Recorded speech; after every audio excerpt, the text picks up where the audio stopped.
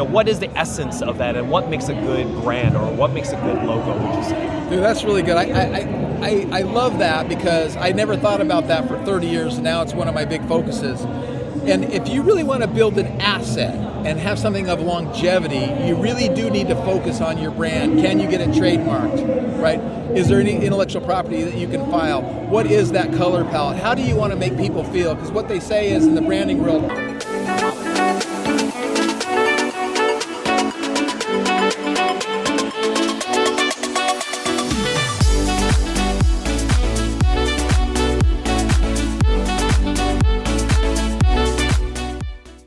So, welcome.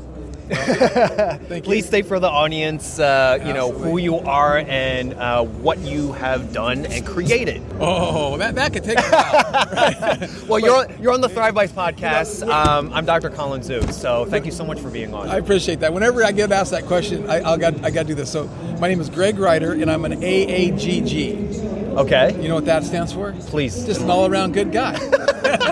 I didn't know you could actually create an acronym, but then again, you could make an acronym. CEO, COO, all that. AAGG. No, I've got a really interesting history because you read that book, Rich Dad, Poor Dad, by any chance? Yes. So Rich Dad, Poor Dad. That Rich Dad, Poor Dad. I always tell people that book has been written about me because I literally was born into a very wealthy Denver family, but my parents got divorced when I was 2. Yeah. And I went with my mom, and she got married, divorced, married, and then married again. So I had 3 stepdads and visited the Rich Dad. And then the Rich Dad taught me to invest when I was 19, 20 years old. I got my stockbroker's license when I was 21. And then I read Think and Grow Rich by Napoleon Hill. Yeah. Got into Dennis Rohn and Dennis Waitley and all the personal development you could think of. And I bought the firm I worked for right about the time I turned 22. And I was hailed as the youngest owner of an investment bank in the history of the country. Wow. And that was my first big mistake in life. I've made a bunch more since then, right? Wait, why was that a mistake? Well, because I was 21 years old, I really didn't know what I was doing. Mm-hmm. And I'm now, Wall Street's eaten me for alive, and then I got sucked into the Wolf of Wall Street lifestyle of drugs and cocaine and drinking and all that stuff. And it was just like, I would make $1 million, and then I would lose $2 million, and I'd make another $1.5 million, $2 million, and I'd lose $3 million because Wall Street was just, it's a brutal game. Yeah. And I'm 21 years old, 22 years old, 23 years old, and people were coming to me. I'll give you an example. So you've heard of Home Shopping Network. Mm-hmm. They came in my office and said, hey, we're going to start this thing called Home Shopping Network. We're going to sell on television 7, 24, 365, and we're looking for some money. Well, I was one of the guys that originally helped raise $600,000 to get Home Shopping Network started.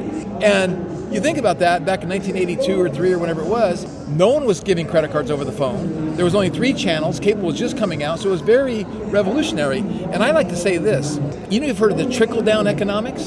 Yes. I call this torrential downpour economics. And here's why. So when an investor, and me at that time an investor, believed in an entrepreneur, and we helped fund that entrepreneur's dream and vision, he created torrential downpour economics. Why? Because you think about Home Shopping Network, now it's a $10 or $20 billion company. Yeah. How many trillion, I don't know about trillions, but billions and billions and billions of dollars from the shipping companies to the inventors, to the TV stations, to the cameramen, to this, everybody that filtered, went to the torrential downpour economics has created so many jobs and helped so many entrepreneurs. It's just been amazing, right? And then you think about these smartphones, same thing. What if we just had a cool phone with a video camera on it? We didn't have all the apps. But the apps was another thing. That's a torrential downpour economics. So I'm always coaching people, you should always just kind of work on, I really believe in the entrepreneurial dream, the entrepreneurial spirit. That's why I got the nickname The Entrepreneur's Best Friend, because I could help an entrepreneur from a napkin stage to scaling from 10 million to 100 million. Okay. Right? So all in between. Yeah. And it's really all about empowering people and helping people achieve their dreams and having that passion to get what they want. Nice. And you have launched LaunchCart? LaunchCart. How many years ago was this? We started LaunchCart in 2018, and we officially incorporated in 2019, and we officially launched the e-commerce SaaS platform February of last year. Nice. And what does it do? Well, LaunchCart is a Shopify alternative. So it's an e-commerce platform that allows anybody, anywhere to sell anything online. Okay, that's first and foremost. Number 2 is we build a number of features and functionality into it that makes it easier and faster to get to market. You don't have to go install a whole bunch of apps and pay a whole bunch of extra money. Plus, we have a freemium model. So if you want to get started for free and you don't have the money to pay for monthly fees, you can get started for free. And then we took the digital marketing world. I'm a digital marketing expert. I tell people I would go toe-to-toe. I think I'm one of the top 1% in the world. And we've built in funnels and pages and upsells and downsells and all the things that real digital marketers want to increase average order value and to increase the lifetime value of a customer into the platform. And it's been a lot bigger lift than I thought. So now that I am an entrepreneur as opposed to financing entrepreneurs, it's like, I thought, I'll get this done in a couple of years. 4 years later, we're going, What are the important lessons that you've learned over time when you're going from venture to venture? What were the most important lessons that you would share with someone that's a budding entrepreneur? Really, it's a couple things. When I left the investment banking world, I had a stack of stock confirmations, files full of stocks that I invested in, I lost money on because I was investing in early stage companies. And you go back and you go, okay, why? And you go, I kind of boil it down to two things: marketing and management. Marketing and management. So to me, you can have a great product and great marketing and great management, and you're going to win. You can have a great product, great marketing, and bad management, and you're probably still going to do okay. But you can't have a great product and bad marketing and bad management. It'll never win. So you look at it going, okay, you have to figure out a way to market your product and get exposure out there for your product. And you also have to really focus on team. And I think the biggest, hardest thing for every entrepreneur is team and building team and hiring people, and whether it's a small business or a local business, hiring the right people that can help you move that ball forward and accomplish what you want to accomplish is really one of the biggest difficulties there is. Why do you think it's been so hard? Because, is it the relationship building? Is it the chemistry? Is it a certain, the resumes are not beefed up enough? What is it about that makes a great team that people are having a hard time acquiring? Well, what I know now, and I'm not an expert on this, and you probably be even better, but it's like you go back to the olden days, we didn't have all the science and the neuroscience and the personality trait science that we have today. And what we found out now is I'm a certain kind of a personality trait, and I like to hire people that are like me. And I hire 10 people like me, and now you can see what kind of organization you're going to have, right? I'm an outgoing, ready, fire, aim guy, like ready, fire, aim. So you get too many of those, it doesn't work. So I think there's some scientific stuff that's been proven that we want to hire. You got to have the analytical types, you got to have the different types, the different personality types within your organization to really get a good blended value set of what's going to, bring that culture together and help perpetuate that business model with the right kind of personality traits. And I think that's really it, because I'm one of these guys that I don't really believe in resumes, because you can give me the world's best resume, but if you come in and you don't execute or you don't work within the culture and you don't do it, it doesn't really matter. Perform, actually get things done. So yeah. What does LaunchCart? What are some of the things that LaunchCart can do for someone that's trying to scale their business? Well, where we're at, our sweet spot right now for LaunchCart is if you want to launch some branded merch, which I believe, and again, self-perpetuating thing here, every business should have branded merch. Restaurants, bars, yoga studios, influencers, TikTokers, it doesn't matter. Like you're wearing branded merch, yes. Right? Mm-hmm. So why not have branded merch that your customers can buy or you can give away? So our platform integrates with some of the world's biggest print-on-demand and manufacturing-on-demand platforms, and there's this new thing that's like on-demand product sourcing. So literally, we can build a store. It looks like we did photo shoots using AI and technology and that kind of stuff.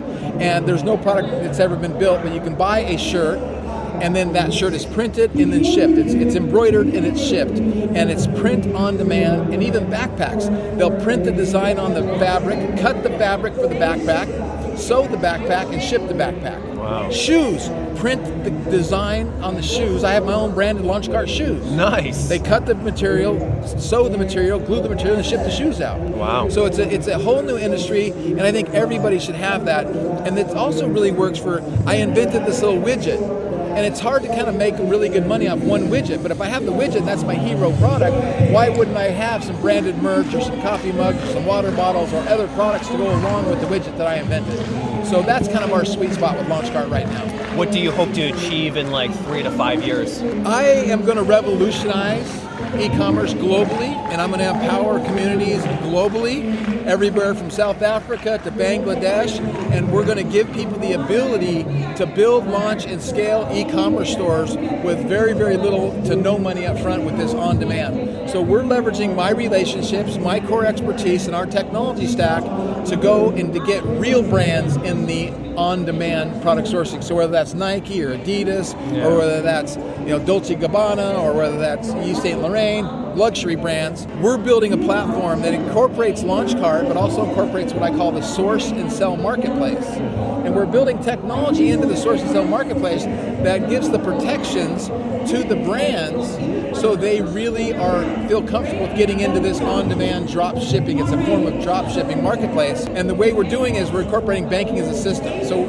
a year from now, when you set up for Launchcart, you're going to get a bank account. And you set up your ChefDoc store. And you have your store and you have your merch. But hey, maybe you want some vitamins, maybe you want some supplements, maybe you want whatever that is. You'll be able to go to the marketplace, click a button, and have those products added to your store. And when you sell that product from your store, you're going to get a commission. Now, that's being done in a form right now. But what happens is I take the money and then I have to pay all the different vendors that I do that with. We're setting up a banking as a service where the money is taken out automatically. All the accounting's done automatically. All the taxes are paid automatically. Yeah. So it doesn't matter if you're a 12-year-old. Automation is key. It's it. Well, thank you so much. We really appreciate it, and I hope much success to your business. And I think it's important. Last question I would probably say is, what makes because a lot of it, you said brand and merch, right? So a lot of it is the brand, is the logo. What is that? What is the essence of that, and what makes a good brand or what makes a good logo? Would you say? Dude, that's really good. I love that because I never thought about that for 30 years, and now it's one of my big focuses. And if you really want to build an asset and have something of longevity, you really do need to focus on your brand. Can you get it trademarked, right? Is there any intellectual property that you can file? What is that color palette? How do you want to make people feel? Because what they say is in the branding world is they'll probably forget what you say, they'll probably forget what they read, but they'll never forget how you make them feel. So with branding, you have to really think through the mission statement, the value statement. A brand is not just a logo. It's not just a logo and a color palette. It's much more, and it has to be really thought through from people that really understand how to build brand and brand equity. So at the end of the day, you could do like Tommy Hilfiger and sell just the brand for hundreds of millions of dollars, or like Russell Simmons. He sold the baby fat in the fat farm for like, $80 million, and there was nothing, there was no inventory, there was no money, just the rights to use the brand. And Bethany Frankel, she created Skinny Girl cocktails. She sold just the category of the cocktail for $100 million to Beam Suntory. So really putting the energy and effort into brand is really important. And I'm fortunate that I partner with one of the biggest branding fashion moguls on the planet. It's done over $6 billion worth of deals. He helped launch Jennifer Lopez's brand, Nicki Minaj's brand, Anna Levine's brand, and I also got Master P on board with me, and he's also built some pretty good brands in his day. So we help coach people. That's another cool thing about Launchcart. We help coach you and mentor you, give you access to assets that help you go down that path. Nice. Thank you so much. We appreciate it. Thank you, man. Appreciate you. Thank you so much. Absolutely.